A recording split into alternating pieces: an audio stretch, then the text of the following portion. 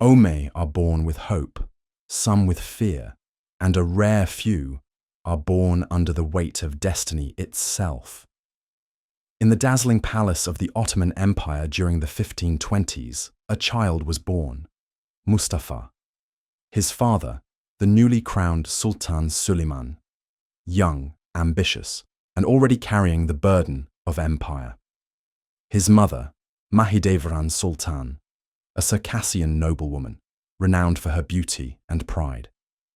Mustafa was not just any child. He was the Sultan's firstborn son, the natural heir to the Ottoman throne. In the empire, that meant more than privilege. It meant peril, for every prince was a future ruler, or a future corpse. Even as a child, Mustafa stood out. His intelligence, grace, and command impressed every tutor and commander. He spoke Arabic and Persian fluently, rode horses like a warrior, and could wield a sword by the time he was barely a teenager. The people loved him, not as a distant royal, but as a future sultan.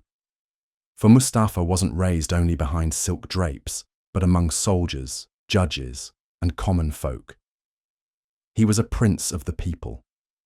When he was appointed governor of Manisa, the city exploded in celebration.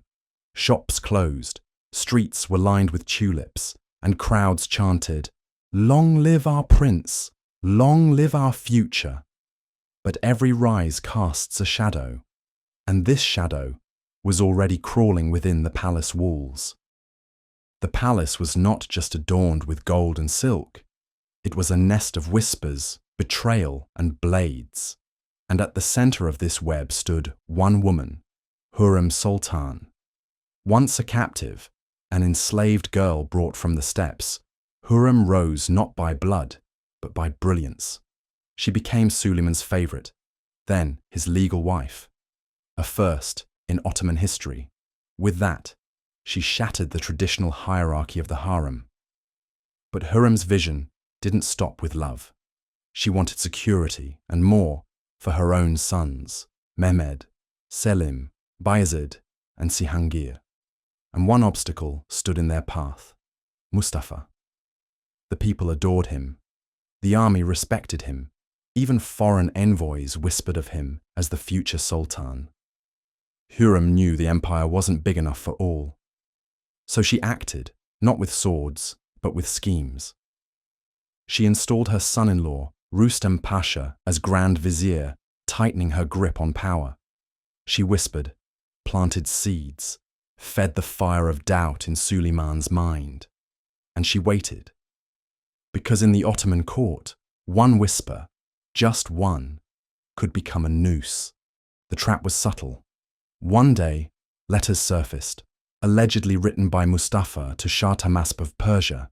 They spoke of rebellion, of alliance with the empire's enemies, treason. There was no proof, no seals, no witnesses. But the seed had been planted, and Süleyman began to doubt. He was older now, wearier, more alone. And in his heart, a dangerous question bloomed. Could my own son betray me? Rüstem Pasha fed the doubt. He presented the letters. Look at the script, the tone, the ambition. Your Majesty, the threat is not on the border, it's in your blood. The silence that followed was deafening. No one dared speak. For in the Ottoman court, truth mattered less than timing, and sometimes trust was deadlier than treason. The year was 1553. The Ottoman army had camped near Konya for the campaign against Persia. Sultan Süleyman led them once more, but now as an aging lion, his mane greyed by years of war and whispers. Then came word, Mustafa was approaching, with his own loyal troops, without being summoned. A dangerous breach of custom. Princes did not approach the imperial army without invitation. It was bold, risky, and possibly treasonous. But Mustafa came not to fight, but to plead, to look his father in the eye and say, I am loyal, I am yours. He was met with silence.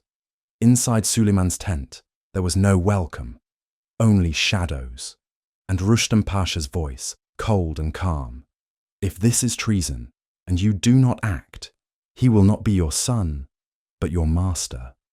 A decision was made. Mustafa would be summoned, and he would enter alone. Mustafa dismounted with pride in his chest and hope in his heart. His armor gleamed, his steps firm. The soldiers watched in reverence. Many bowed their heads, for this prince was beloved, not just of blood, but of soul.